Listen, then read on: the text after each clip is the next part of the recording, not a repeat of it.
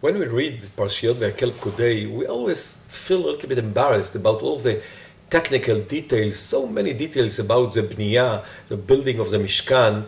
We have heard about it enough in Parashat Trumat Etzaveh. So why should the Torah repeat again and again about all the building, the actual building of the Mishkan, of the tabernacle? So we know that the Ramban tells us that actually there is a story here, because after the golden calf sin, the Chet HaEgel, Hashem decided to cancel the idea of Mishkan, of V'shachanti betocham. Hashem said that Am Yisrael, you, the Jewish people, you are not deserve anymore, that I will put my divine presence inside the community of Am Yisrael. As it's written in the Torah, Ki lo ele bekirbecha pen achelcha baderech, just my angel, my malach will go with you. And therefore Moshe had to beg Hashem and to ask Hashem and to pray that he will change his decision, and he asked again and again for the forgiveness for the Chet HaEgel. And just afterwards Hashem actually accepted the bakashot, the tefillot, the prayers of Moshe.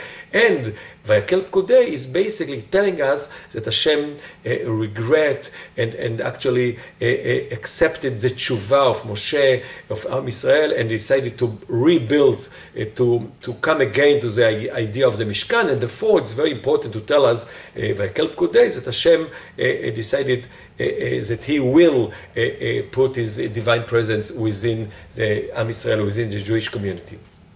But I think we have to pay attention to one more point, that maybe this is a secret of the parasha in my eyes. When we compare the beginning of Parashat VaYakhel to the beginning of Parashat Truma, we can see that it's very, very similar, because basically the Torah, Moshe tells them to bring all the materials for the Mishkan. זהב, הכסף, ונחושת, תכלת, וארגמן, תולת שני, שש, עזים, אורות, אלים, אדמים. It's almost the same words of the beginning of Parashat Truma. But it's really something very important that we can see that is absent, we cannot find in the beginning of VaYakhel. The most important pasuk, ועשו לי מקדש ושכנתי בתוכם, that you will make this mikdash, that I will put my divine presence within you. We cannot find this pasuk in the beginning of VaYakhel. Where all the details, without ועשו לי מקדש ושכנתי בתוכם. What is the idea behind it?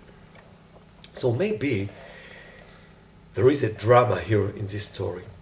Because when we read very carefully the psukim, we can see that Hashem said to Moshe that he will not go with Am Yisrael, he will cancel the idea of the Mishkan. Lo ele bekirbecha, pen achelcha baderech, just my angel will go with you, I will not be within the machane of Israel.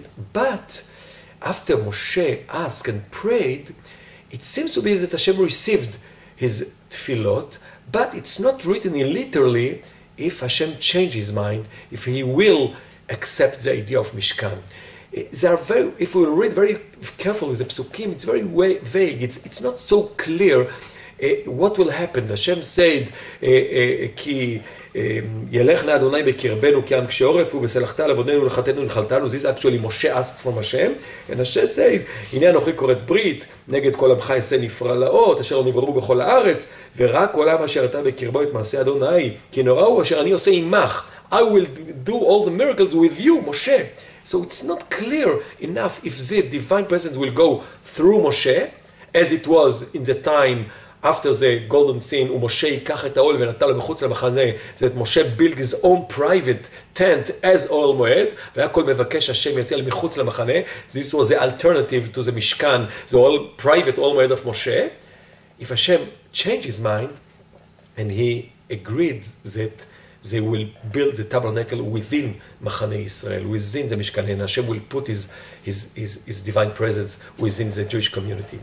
And then, if we read in this way the Parashiot, then it's something unbelievable, because it seems to be that Moshe decided by himself. He took a very, very daring, very, very revolutionary a decision when he decided to build the Mishkan, in spite of the fact that he didn't have a specific and a literally word or command of Hashem to do it.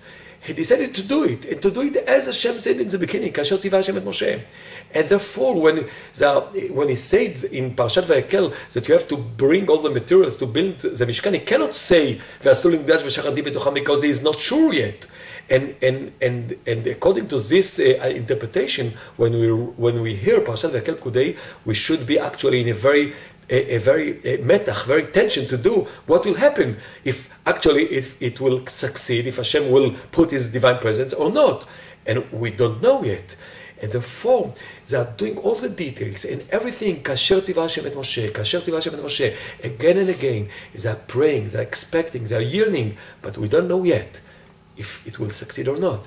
And then when we come to the end of the parasha, and we see after all this waiting and all these efforts that they did, they are praying and they are expecting that Hashem will be משרה שכינתו in Am Yisrael. Then read this psukim of relief, of joy, when Hashem decided, ויכעס ענן את אוהל המועד, וכבוד אדוני מלא את המשכן, the cloud and the glory of Hashem came to the משכן, ולא יכול משה לבוא אל המועד, כי שכן עליו הענן, וכבוד אדוני מלא את המשכן. Moshe couldn't come into the tent until Hashem called him in the beginning of Vayikra, because the glory of Hashem was full of the Mishkan. This pasuk may be expressed in the best way the success that Hashem is not just putting His divine presence, Shekhinah, through Moshe, but through the Ol Moed that will be inside the Jewish community, the Machane Israel, of Am Yisrael.